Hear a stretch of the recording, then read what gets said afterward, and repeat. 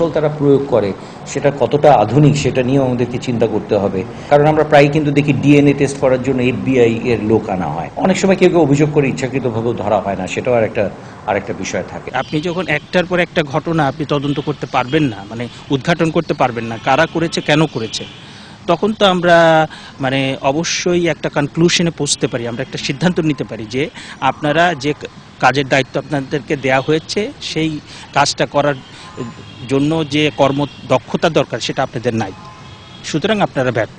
তারা বলেন বিচারহীনতার সংস্কৃতি উস্কে দেয় আরেকটি অপরাধ, ব্যক্তিগত বিরোধ কিংবা ব্যবসায়িক বিরোধ, সেই বিষয়গুলো অবশ্যই খতিয়ে দেখা উচিত। পুলিশের কাছে মানুষের প্রচুর প্রত্যাশা যে পুলিশকে আরো এফিশিয়েন্টলি কাজ করতে হবে, কারণ না হলে কিন্তু সোশ্যাল অর্ডারের উপর একটা চাপ পড়বে। মানুষ বাইরে, যেমন বিদেশিরা এখন আসতে চাবে না। এ ধরনের হত্যাকাণ্ড বন্ধে খুনিদের দ্রুত আইনের আওতায় এনে রহস্য উন্মোচনের পরামর্শ দেন বিশেষজ্ঞরা। জিয়া খান, বাংলা ভিশন, ঢাকা। নতুন করে মেডিকেলে ভর্তি পরীক্ষার দাবিতে আন্দোলনরত শিক্ষার্থীদের সাথে পুলিশের সংঘর্ষ হয়েছে।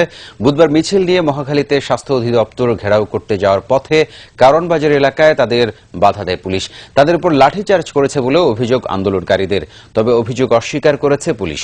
এদিকে মেডিকেলে ভর্তি পরীক্ষায় প্রশ্ন ফাঁসের অভিযোগ আবারও উড়িয়ে দিয়েছেন স্বাস্থ্যমন্ত্রী মোহাম্মদ নাসিম। প্রশ্ন ফাঁসের অভিযোগে মেডিকেল কলেজের ভর্তি পরীক্ষা বাতিল ও পুনরায় পরীক্ষা নেওয়ার দাবিতে শাহবাগে অবস্থান নেয় আন্দোলনরত শিক্ষার্থীরা। এ সময় শাহবাগ এলাকায় সকল যান চলাচল বন্ধ করে দেয় তারা। ক্লাস বর্জন করে ভর্তিচ্ছুদের আন্দোলনে সংহতি জানাতে আসে বেশ কয়েকটি মেডিকেল কলেজের শিক্ষার্থীরাও। সেখান থেকে স্বাস্থ্য অধিদপ্তর ঘেরাও করতে রওনা দেয় শিক্ষার্থীরা।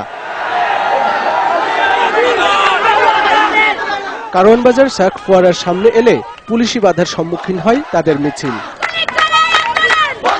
পরে মিছিলটি সামনে আর বেশি দূর এগোতে পারেনি, সেখান থেকেই তাদের হটিয়ে দেয় পুলিশ। আমরা কি অন্যায্য কিছু দাবি করতেছি? তাদের সন্তানের সময় একটা স্টুডেন্টের হাতে তারা লাঠিচার্জ করবে, তাদেরকে অত্যাচার করবে এবং তারা পেপার স্প্রে দিবে কেন? কোনো মহিলা পুলিশ না থাকা সত্ত্বেও তারা মেয়েদের গায়ে হাত দিয়ে তাদেরকে সরানোর চেষ্টা করছিল। আমরা তার বাধা প্রদান করলে সেই জায়গায় তারা আমাদের গালিগালাজ করে এবং গার্জিয়ানদেরও ছাড়ে নাই।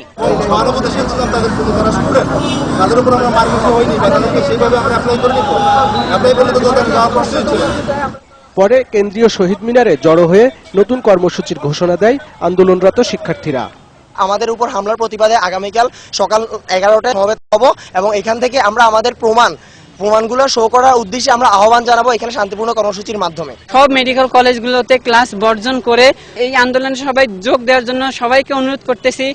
এদিকে প্রশ্ন ফাঁসের অভিযোগ আবারও অস্বীকার করে স্বাস্থ্যমন্ত্রী সাফ জানিয়ে দিয়েছেন নতুন করে পরীক্ষার সুযোগ আর নেই। এরা হয়তো উত্তেজনা সৃষ্টি করার জন্য করছে, যেটা বলার ছিল সব বলে দিয়েছে। আমি রাস্তায় আন্দোলন করে কোনো দাবি কোনো অযৌক্তিক আদায় করা যায় না, আমাদের অবস্থা পরিষ্কার আছে। গত 18 সেপ্টেম্বর মেডিকেল কলেজের ভর্তি পরীক্ষায় প্রশ্ন ফাঁস হয়েছে এমন অভিযোগ তুলে আন্দোলন করে আসছে ভর্তিচ্ছু শিক্ষার্থীরা। আরিফুল হক, বাংলা ভিশন, ঢাকা।